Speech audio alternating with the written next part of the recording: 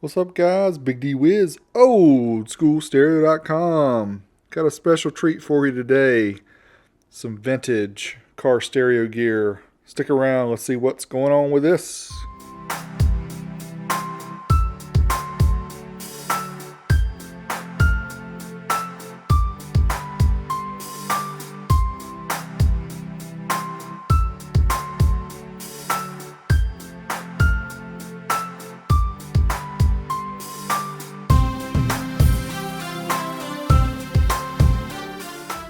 Alright guys, what we have here is a vintage 1979 era Fujitsu-Ten, which later was to be known as Eclipse.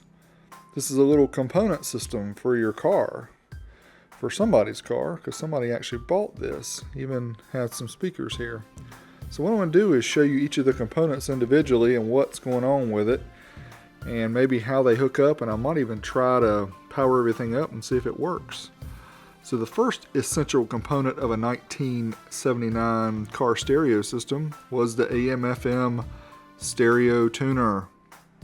As you can see, my friends, there is no digital tuning here.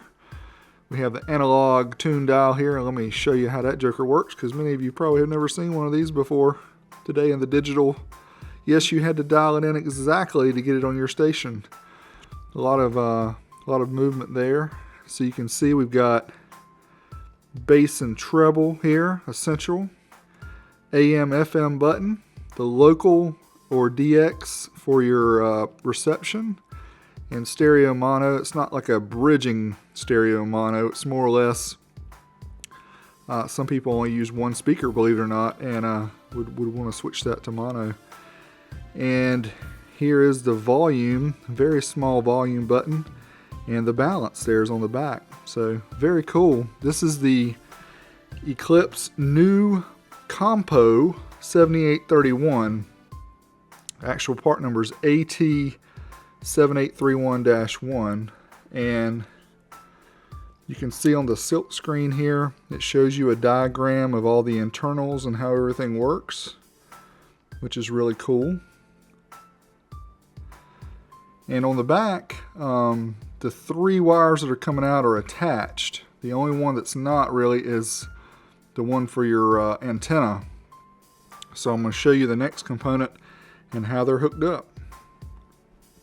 So your next component in the system would be, this is like the preamp. They call it the Control Amplifier. And as you can see, it has 5 different inputs.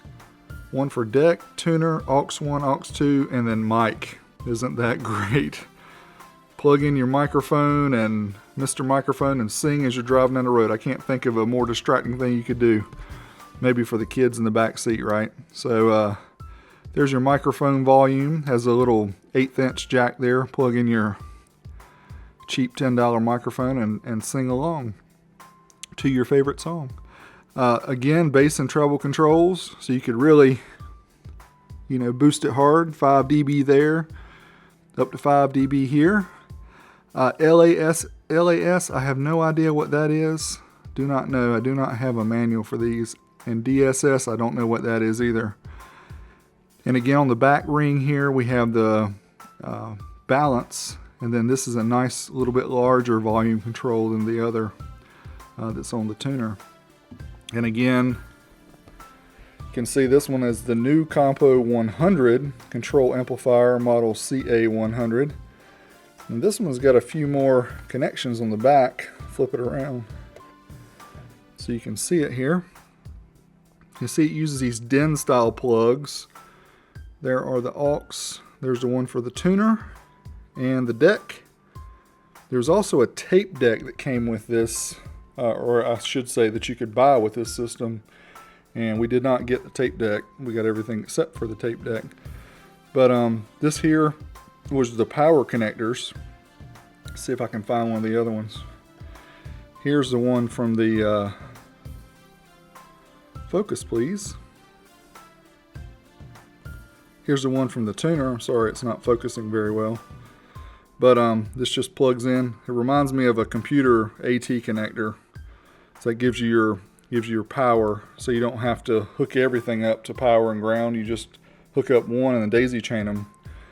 So, and you can see this one even has RCA inputs, which is pretty cool for 1979. So let's see what we have next. And the final component to make all this work and to get sound coming out. I shouldn't say the final component because we're going to show you one more. But this is the new Compo 130, the model PA 130. This is an amplifier. And this is a chip amplifier. You guys know what that means. It doesn't use a toroid or any of that. It just uses integrated chips. And it's rated at, I think it's 12 watts times 2 RMS, 20 watts times 2 max. And you can see there are the inputs on the back. There's another one of those AT style power connectors. Looks like there's facilities for 2 of those. Not a whole lot going on here. This is actually the smallest amplifier that Fujitsu-Ten offered at the time. I've got a brochure, or a picture of a brochure, that shows all the different amps, and this is the smallest one.